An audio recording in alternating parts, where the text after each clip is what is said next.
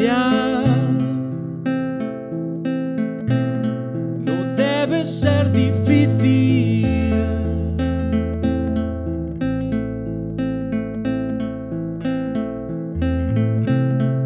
Si al otro lado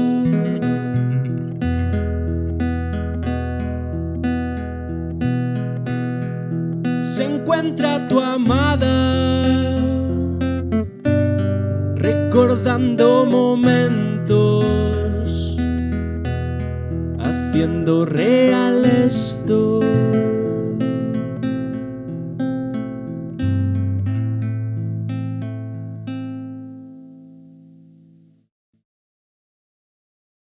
Se notó la gravedad, el peso de tu cabeza. El caracol de la escalera nos mostraba la luna, sin rumbo en una muralla, parados por tu mirada. Hoy no puedo darte un beso, tengo la boca seca.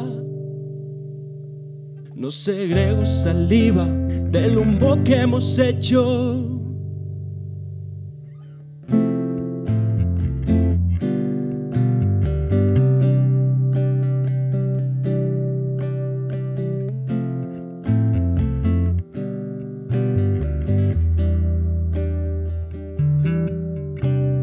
Que nuestro motor sea un aliento de amor y no un soplo mortal.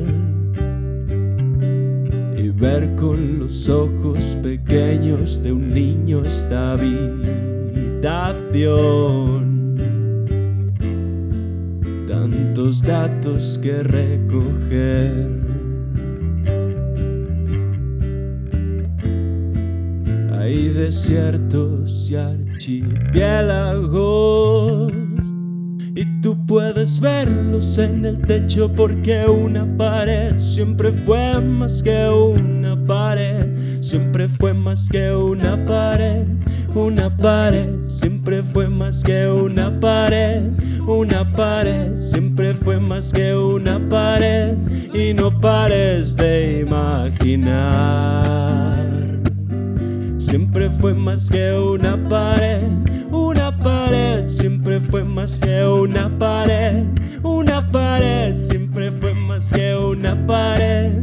Y no pares de imaginar. Que nuestro motor sea un aliento de amor y no un soplo mortal. Que nuestro motor sea un aliento de amor y no un soplo mortal. Que nuestro motor sea un aliento de amor y no un soplo mortal.